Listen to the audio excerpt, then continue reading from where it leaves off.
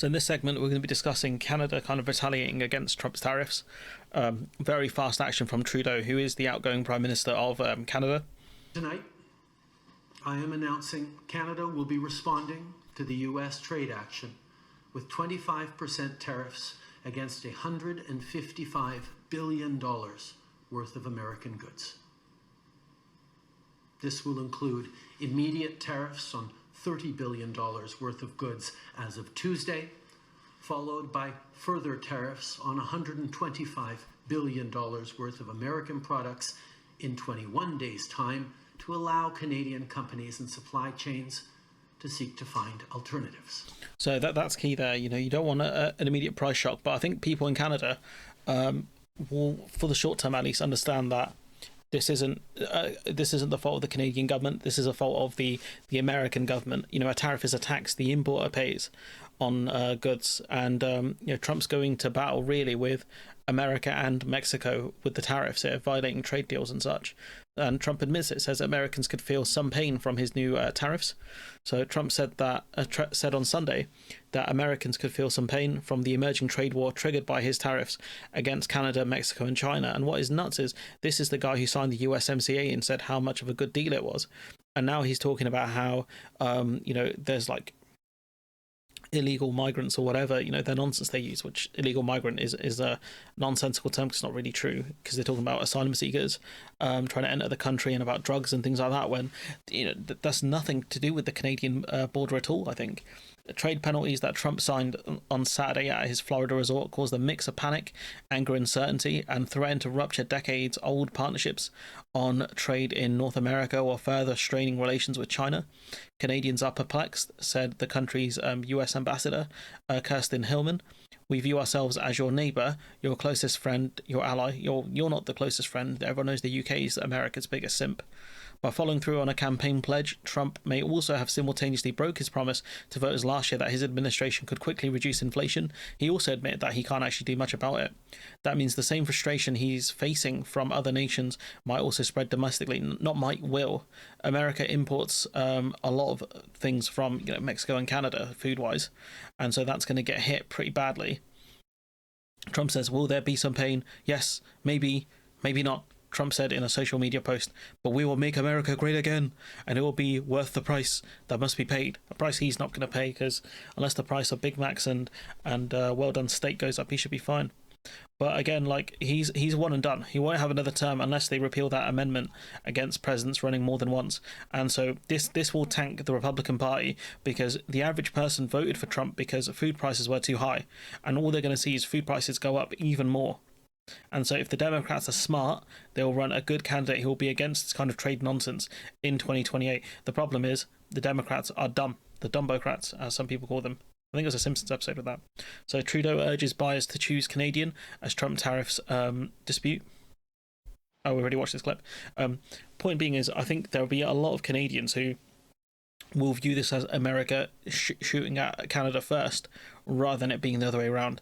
And I've seen people post on social media about how they're going to buy Canadian more, and there are shops putting more stickers on to say "Made in Canada."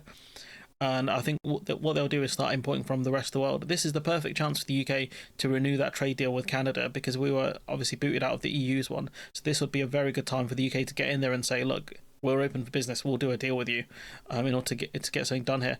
Mexican president to unveil her plan to respond to Trump's tariff. So Claudia Sheinbaum says she'll share details on Mexico's response to the tariffs in her daily morning briefing.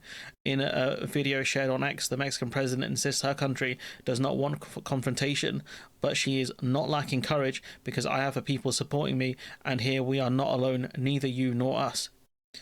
She also pushes responsibility for the fentanyl crisis back on the US, as she rejects suggestions that Mexican government has an intolerable alliance with drug cartels, which again is something Trump pushes. Talking about Delta Force is going to mess up the cartels. Nonsense.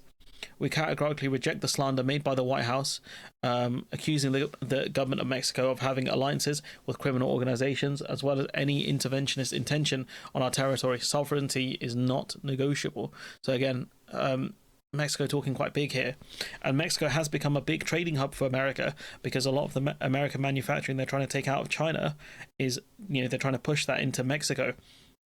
So it should be interesting to see how that goes. There's a lot of clips I want to discuss here. So this is Mark Carney discussing it, former governor of the Bank of England and someone who I think he wants to run in Canadian politics, discussing the fact that the UK is we're living with our consequences of putting sanctions on ourselves, which effectively is a big problem for us. So this is an old clip, but it's fine. Well, I think unfortunately the United Kingdom is living with the economic impact of that decision. If you want to look at just the consequences, this is just on customs. This isn't even on tariffs, so it won't have as big an impact, I think, on the Americans. The comparison between, I think, Brexit and this trade war is very different because the UK isn't really dealing with tariffs from the EU. Or, in terms of exports, we're not dealing with tariffs on our goods going to the EU. We're just dealing with customs. That's something the Canadians and the Mexicans are very used to dealing with customs. But tariffs will be far more damaging, I think, to their exports because it's a 20% fee on top of whatever the product normally sells for. This is a case where I wish I were wrong or had been wrong about the likely economic impact. And I guess the point I would make to bring it to the current situation is we know what the economic impact of these measures that the United States is undertaking is going to be. It takes a bit of time for those economic impacts to follow through. It will be harmful for the United States. It will be harmful for their trading partners. It's naive to pretend otherwise. It's naive to pretend the world is as it was. The United States has to reestablish its credibility as a trading partner, and the rest of us need to work together, or should look to work together, to take advantage of the situation in the interests of our citizens. So yeah, like I said, this is an older clip here. These community notes here are an absolute joke, to be honest. Someone citing Julian Jessop's. So again, this is Mark Carney talking about again taking a subsidy back that Americans are relying on. Runs a deficit. Yes. You've just shifted. Well, yes. You've just shifted the justification, as the president sometimes does. The United States runs a deficit with Canada only because of energy, because of U.S. imports, largely of oil, and as well as electricity. So that's what runs a deficit versus Canada, where that's not being ripped off. In fact, we sell that energy, particularly the oil, at a discount to world prices to Americans. So perhaps. So yeah, Americans benefiting from Canadian subsidies, which again, that's Canadian taxpayer money benefiting the Americans. Well, the first thing is we have a lot of cards. We're keeping them close to our chests. We'll start playing a few. Those decisions are for the current government. I've been in close contact with our main negotiators, our foreign affairs minister, our finance minister, who've been in Washington, our public safety minister has also been down. We will take steps. I think it's reasonable to expect in the immediate term that we will match dollar for dollar the U.S. tariffs. So yeah, when you said dollar for dollar, remind me of this. We could go ban for ban. We can go ban for ban. We can go dollar for dollar in this case, and I think they will. We will target our tariffs against those goods and services that will most affect the United States and least affect Canada. But to be clear. So it's a balancing act here. This is something the EU does well, which is they target red states specifically. That's what they did to George Bush. And so I wonder if Canada can afford to do that in this case. Or are they going to look to make the political decisions of hitting the things that maybe they can substitute with domestic product, which would be smarter in this case because the EU has a massive amount of not just countries within the EU that can replace American products, but also outside in neighbouring countries potentially. The US deals with many, many different countries that could look to usurp American trade, whereas Canada wouldn't have as many options, given its geography and the difference in kind of trade power it has. This will have an impact on the Canadian economy, and that impact will be felt more quickly and to a greater extent than the U.S. But Canadians are in no mood to make any concessions here. This is entirely unjustified, and we have many, many other options that we don't want to deploy, but we will if that's ominous. That is. We have. Well, So yeah, we'll see how that goes for Canadians. We got quite a few clips here from Carney. And so the U.S. is going through a period where it is turning inward. It's seeking to turn back the clock on these issues. It's almost as if there is a fever that is raging there. Eventually, that fever will pass. But in the meantime, we see an opportunity for Canada. We see an opportunity for Canada with like-minded countries. They might want to start boosting domestic product and just cutting America out as a trading partner, because they prove themselves consistently to be unreliable, because they keep pushing a lunatic who promised to do these tariffs and has done it within minutes of really coming into office. So I think if I were the Canadian state, I would look for massive trade alternatives, and kind of get rid of America from the supply chain as much as possible, because they can't be trusted. To continue to make progress in this respect. And I would expect that over time, there will be a coming together. It's crazy. Back down. I think President Trump probably thinks that we in Canada will cave in, but we are going to stand up to a bully. We're not going to back down. So this is Carl Benjamin Sargon of Akkad being an absolute moron, saying, was he the former governor of the Bank of England? Yeah, he was. How do you not know that? Do you not cover British politics? Like, the Bank of England's one of the big things, We've got Andrew Bailey currently, in case you're wondering, Carl, mate. And, Mark Carney, I think, is running for office here. And, Carney's talking tough. Canada won't bow down to a bully. And we won't stand by. I beg, the music isn't copyrighted. Tariffs hurt our workers and their families. Trump wants us to lose our cool and to cave in.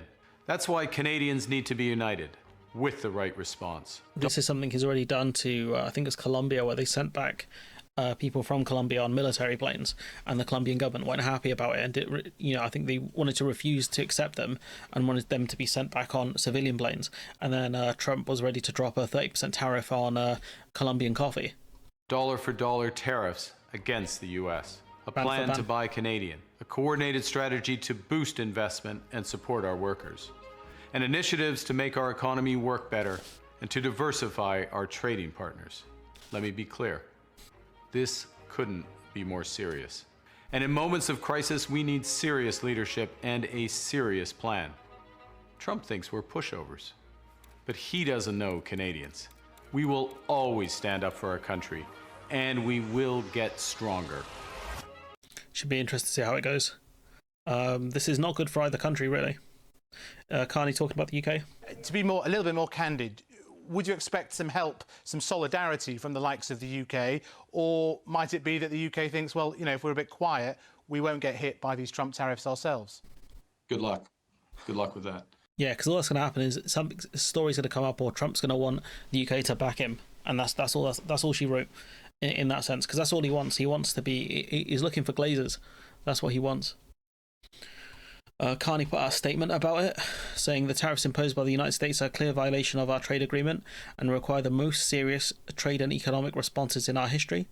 I'm in regular contact with Foreign Minister Melanie Joly. I fully support her efforts alongside those of Finance Minister Dominic LeBlanc, Minister of Immigration, Refugees and Citizenship Mark Miller, and Minister of Public Safety David McGuinty as they meet their American counterparts. I stand foursquare behind. I've never heard that phrase before.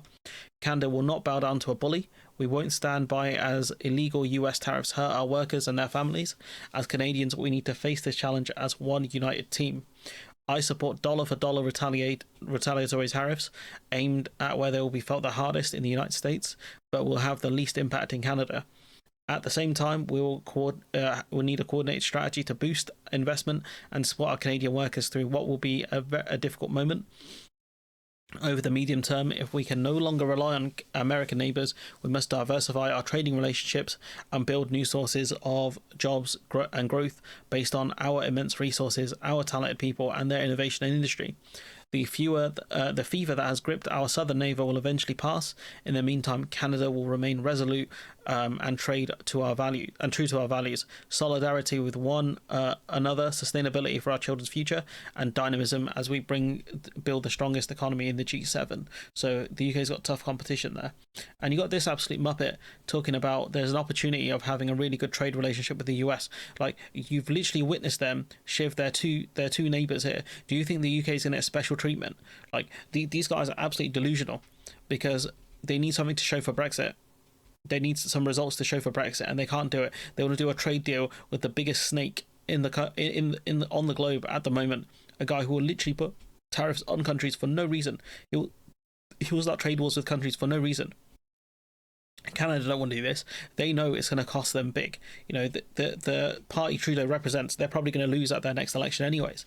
And all that's going to happen is you're going to see a massive amount of inflation in Canada and also in Mexico as well. If they're smart, I'd go over after Tesla. That's something Phil Moore has talked about. I would put tariffs on specific American products and really go after them and make pro melt. I would also look at putting more regulations in on Twitter. If Canada wants to go hard on this one, which they probably should do, I would start really looking at Trump's inner circle and how you can eat each one of them, because this is an attack on the Canadian people in terms of you're attacking their finances. You're attacking them during a cost of living crisis as well. Canada is not in a good state at the moment. Their housing situation is a complete joke. You have houses in parts of Canada going for as much as castles do in Europe, for example, because they're crappy planning laws.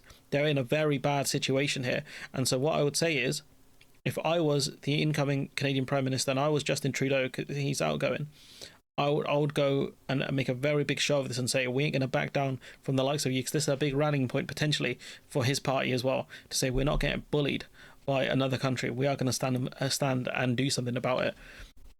I'm not too familiar with the situation in Mexico. I don't know if there's a lot going on over there in terms of like political instability and things like that.